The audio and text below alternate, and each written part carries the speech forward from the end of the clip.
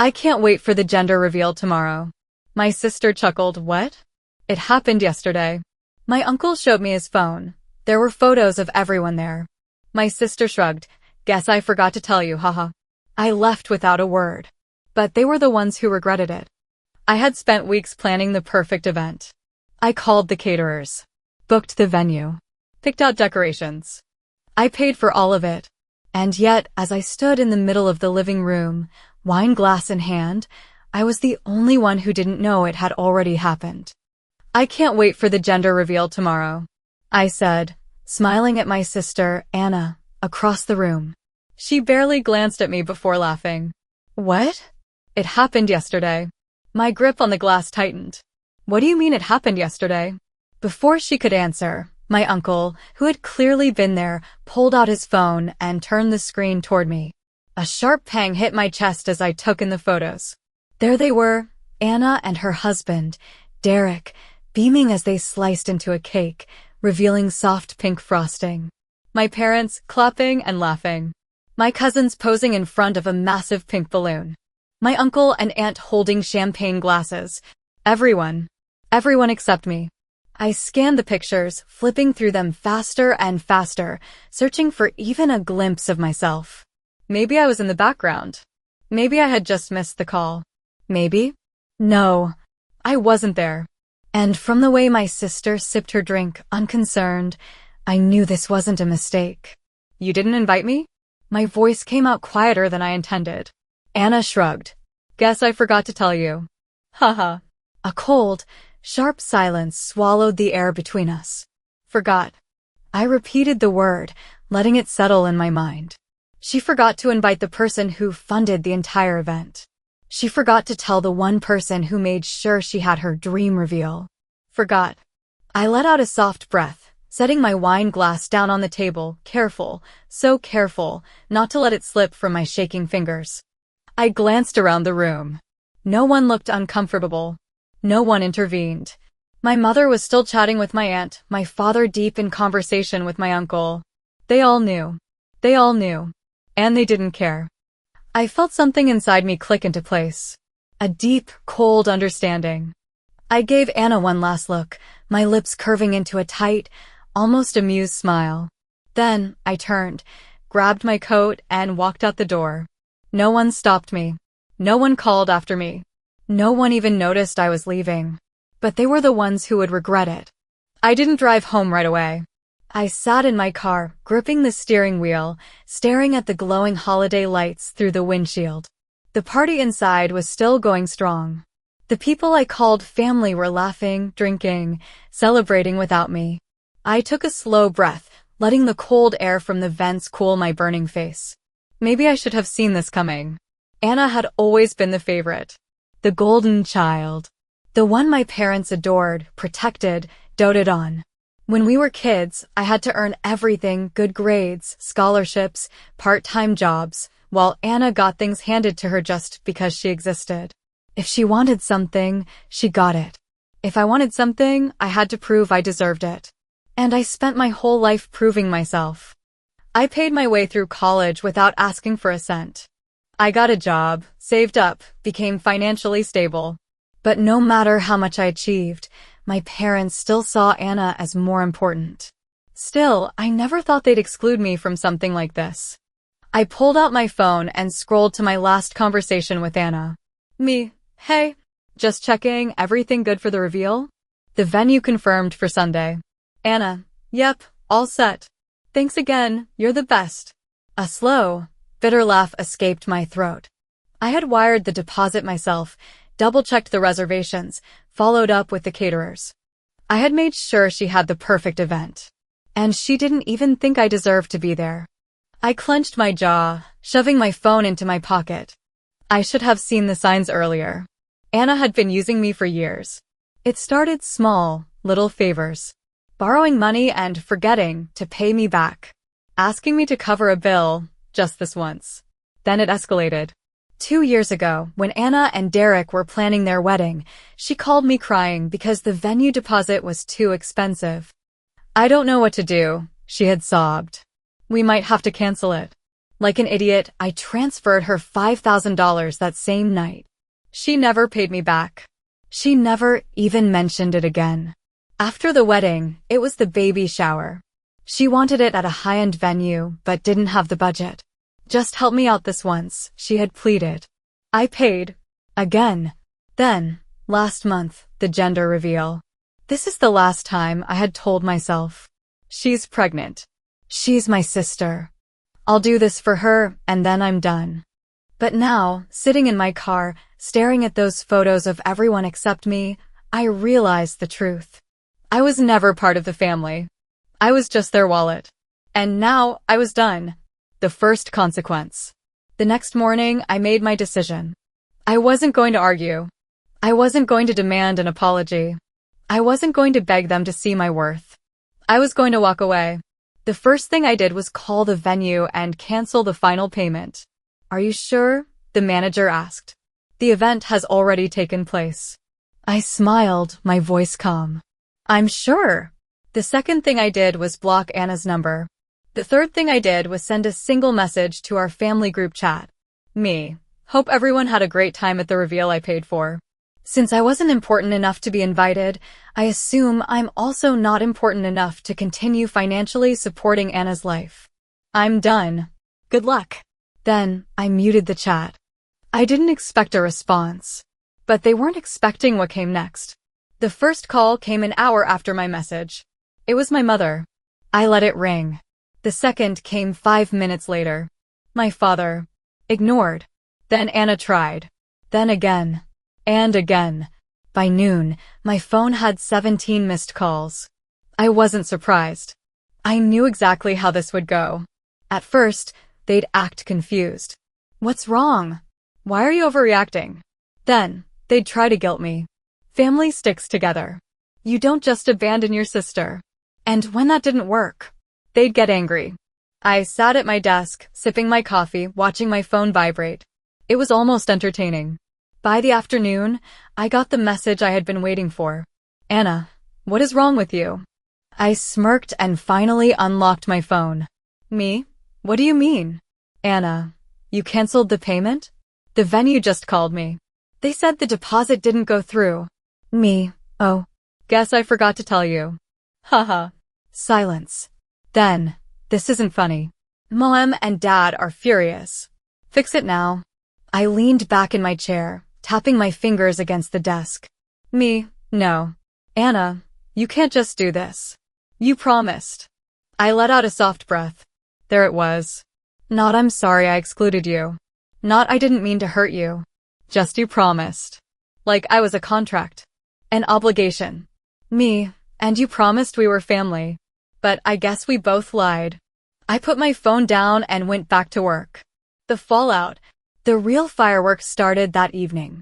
I was making dinner when there was a loud, frantic knock at my door. I knew who it was before I even looked through the peephole. I opened the door just enough to see Anna standing there, wrapped in her coat, her face red from the cold and from anger. You need to fix this, she hissed, shoving her phone toward me. The venue is demanding the rest of the money, or they're going to report us for fraud. Fraud, Kate. I crossed my arms. Sounds like a you problem. Her mouth fell open. Amy problem? You paid for it. It was your idea. I tilted my head. Funny. Didn't seem like my idea when you forgot to invite me. Anna scoffed, throwing her hands up. Oh my God, are you seriously still mad about that? I just stared at her. You're making this a huge deal, she continued, voice rising. We didn't exclude you, we just forgot. I leaned against the door frame. Then I forgot to pay. Her face twisted with frustration. You're being a child. I smirked. And you're being irresponsible with money. Maybe next time, don't screw over the person funding your life. Anna actually gasped. How dare you? I held up a hand. No. We're done. Find someone else to use. I stepped back, ready to close the door. But then she dropped the act. Her face crumpled, and suddenly, her voice was desperate. Kate, please, she whispered. Derek doesn't know. I hesitated. What? Anna swallowed hard, tears welling up in her eyes. He doesn't know you paid for everything. I stared. Mom and Dad helped a little, but I told him I covered the rest. If he finds out, she sucked in a breath. He'll be furious. He already thinks I spend too much. If he finds out I lied. She didn't finish. I suddenly understood everything. This wasn't just about me cutting her off. This was about Anna being exposed. She had built her marriage on lies, pretending she was financially responsible, when in reality, she was bleeding me dry behind Derek's back. She needed me to fix it. Not because she cared, but because she was terrified of the truth coming out. For a moment, I just stared at her. Then I smiled. Me, sounds like a you problem. And then I shut the door in her face. For the first time in my life, I felt free. No more late-night calls for money. No more guilt-tripping texts. No more being treated like a walking bank account. After I shut the door in Anna's face, she stood there for a few seconds, stunned, before storming off. I heard her car peel out of my driveway, her frustration almost palpable. And then? Silence. No more calls. No more texts. Just peace. The family tries to reel me back in. Of course, it didn't last forever. 3 days later, my mother showed up at my apartment unannounced. I opened the door to find her standing there, arms crossed, lips pressed into a tight line. "We need to talk," she said. I sighed but let her in. She didn't waste time. "You embarrassed your sister." I let out a dry laugh. "She embarrassed herself." Mom shook her head. "She's pregnant, Kate. She doesn't need this kind of stress right now." I stared at her, waiting for the words that never came. Not "I'm sorry we left you out." Not "I understand why you're upset." Not "Anna was wrong." Just excuses. I crossed my arms. "Did she tell you she lied to Derek? That she told him she paid for everything?" Mom flinched. So she did know. "That's between her and her husband," she said stiffly. "Exactly," I said. "Not my problem." She sighed, rubbing her temples like I was the one giving her a headache. "Look, honey, you made your point. But family is family. We need to move past this." I shook my head. "No, you need me to move past this so I can keep paying for Anna's life." "But I'm done." Mom's eyes narrowed. "So that's it? You're cutting us off? Over a misunderstanding?" I let out a bitter laugh. "Mom," I said slowly, "if it were just a misunderstanding, Anna would have apologized. Instead, she showed up at my house demanding money to cover her lies." Silence. For the first time, my mother had nothing to say. She opened and closed her mouth like she wanted to argue, but she couldn't. Because she knew I was right. Finally, she exhaled sharply, grabbed her purse, and stood up. "Fine," she muttered. "Do whatever you want. But don't expect us to come crawling back when you regret this." I raised an eyebrow. "Us?" She hesitated. Then, without another word, she walked out the door. And I didn't follow. The breaking point for Anna. A week later, I got a text from Derek. "Derek, hey, can we talk?" I frowned. We had never been close. "Me? What's up?" "Derek, can we meet? In person?" Something in my gut told me this wasn't just a casual conversation. I agreed, and we met at a small coffee shop. He looked tired, like a man who hadn't been sleeping well. The moment we sat down, he got straight to the point. "Anna told me everything," he said. I raised an eyebrow. "Everything?" His jaw clenched. "That she didn't pay for the gender reveal. That she's been borrowing money from you for years. That he exhaled sharply, rubbing his hands over his face. "That she lied." I stayed quiet. "She said you canceled the final payment," he continued. "That the venue almost called the cops on her." I tilted my head. "Is that what she told you? That I canceled it after the party?" He hesitated. I leaned forward. "Because, Derek, I never paid the final amount. She was supposed to cover it.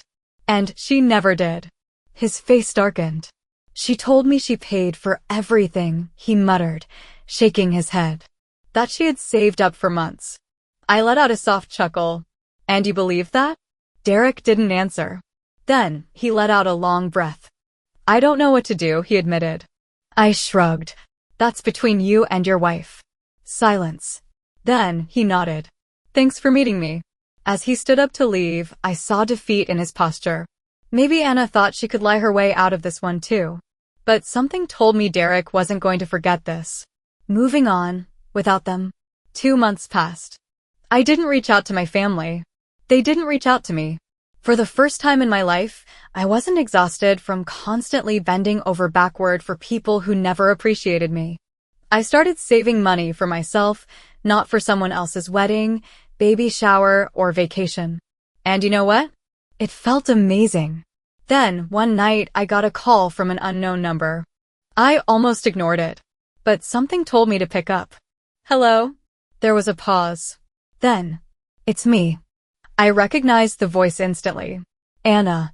She sounded small, defeated. I waited. I just wanted to say I'm sorry, she finally said. For everything. I didn't respond. She let out a shaky breath.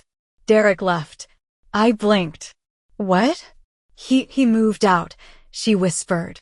He said he couldn't trust me anymore. I exhaled slowly. I wasn't happy about this. I wasn't celebrating her downfall. But I also wasn't surprised.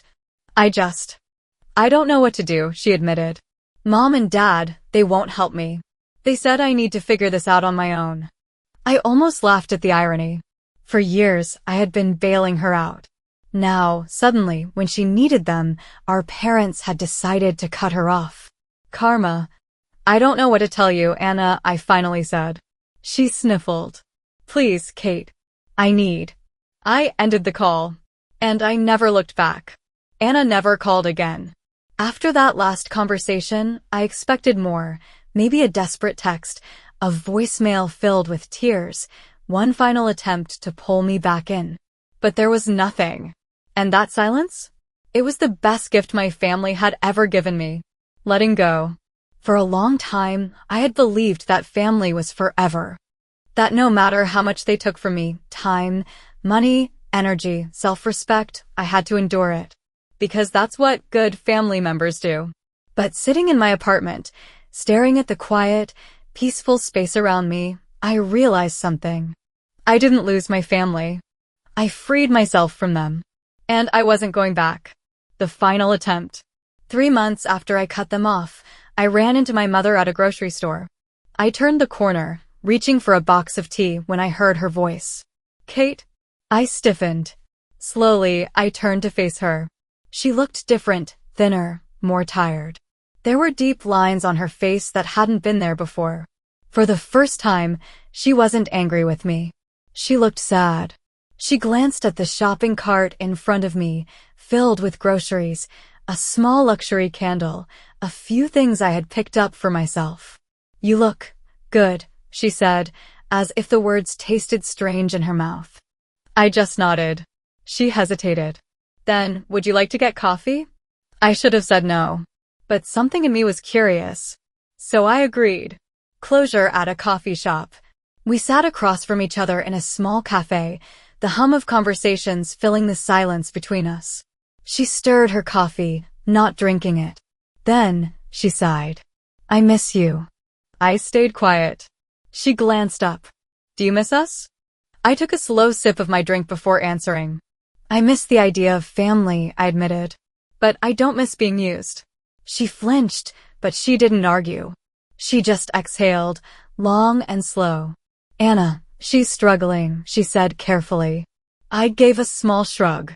That's not my problem. A pause. Then, almost hesitant, maybe it could be. If you wanted it to be. I let out a short laugh. There it is. She blinked. The real reason for this meeting, I said. You miss me, sure. But what you really miss is what I could do for Anna. She opened her mouth, but I shook my head. Let me guess, I continued, my voice calm. She thought Derek would come back. Thought he'd forgive her. But he didn't. And now she's drowning. Mom winced. I leaned back. And now you want me to save her. Silence. She didn't confirm it. She didn't have to. I set my cup down, staring at the woman who had raised me, who had watched as I bent over backward for this family, as I emptied my bank account for Anna, as I was excluded from the very event I had paid for. I had loved my mother my whole life, but I had never felt more like a stranger to her than in that moment. So I gave her my final answer. No. Her face crumpled. Kate. No, I repeated. I'm done. I stood up, tossing a few bills onto the table. Then, before I walked away, I met her eyes one last time. You always told me that family takes care of each other, I said quietly. Maybe it's time you take care of Anna instead. And then I left. And this time, I didn't look back. A life without them. The hardest part about cutting off toxic family isn't the silence. It's the guilt. For weeks after that coffee shop meeting, I would catch myself reaching for my phone, wondering if I had made a mistake. But then I would remember.